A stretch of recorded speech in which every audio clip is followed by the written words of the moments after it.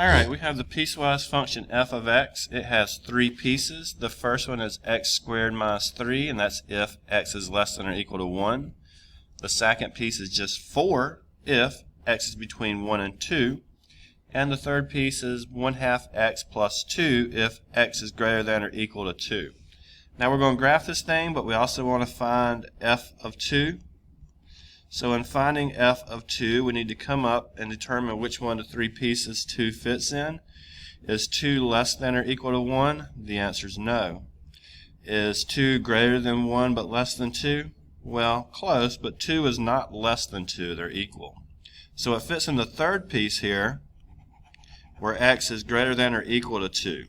Okay, so we're going to put it in the last equation.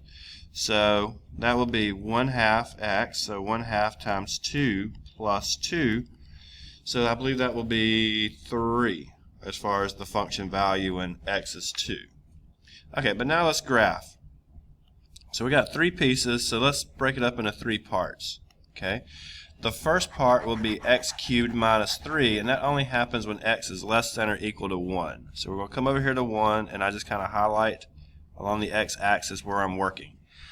Okay, so x cubed minus 3. So that's a parabola shifted down 3. So goes to a y of -3, and then we can complete the parabola the best we can. Okay, you're not looking for perfection, but over there when x is 1, there is a closed circle, but it kind of stops right there. So we get one side of a parabola over to x equals 1. The next part we'll look at is the second piece, where the function value is 4 when we're between 1 and 2.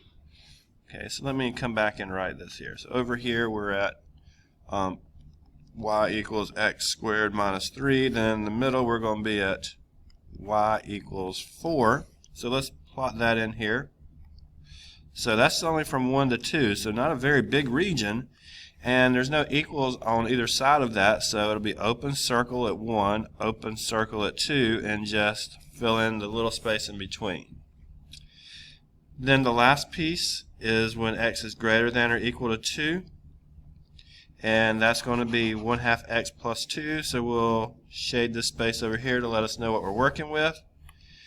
Okay, so if I wanted to plug in 2 here, which I already did actually, I would get 3. So if I plug in 2, I get 3, and that's going to be a closed circle, and then I have a slope of 1/2, so up 1 over 2, up 1 over 2, and I could continue that on for quite a while, but I should have a straight line over here, and this is where y equals 1/2 x plus 2.